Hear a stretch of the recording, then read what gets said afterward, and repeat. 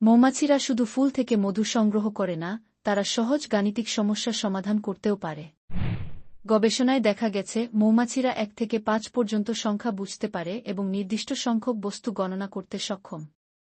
তারা যোগ-বিয়োগের মতো সাধারণ গাণিতিক কাজও করতে পারে। একটি পরীক্ষায় গবেষকরা মৌমাছিদের একটি গোলকধাঁধার ভেতর দিয়ে যেতে দেন, যেখানে নির্দিষ্ট রঙের চিহ্ন দেখে তাদের সংখ্যা বাড়াতে, যোগ বা কমাতে, বিয়োগ শেখানো হয়েছিল।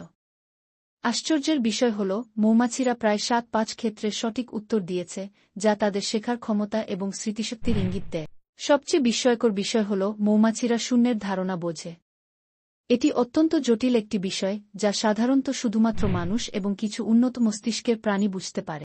মৌমাছিদের মস্তিষ্কের আকার অত্যন্ত ছোট, মাত্র 1 লাখ নিউরন রয়েছে, যেখানে মানুষের মস্তিষ্কে প্রায় 8-6 বিলিয়ন নিউরন থাকে।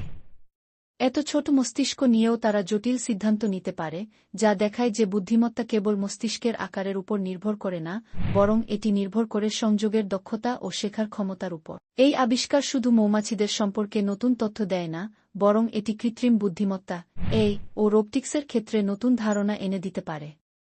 গবেষকরা আশা করছেন, মৌমাছিদের মস্তিষ্কের কার্যপদ্ধতি বোঝার মাধ্যমে ভবিষ্যতে ছোট কিন্তু কার্যকর এআই সিস্টেম তৈরি করা সম্ভব হবে।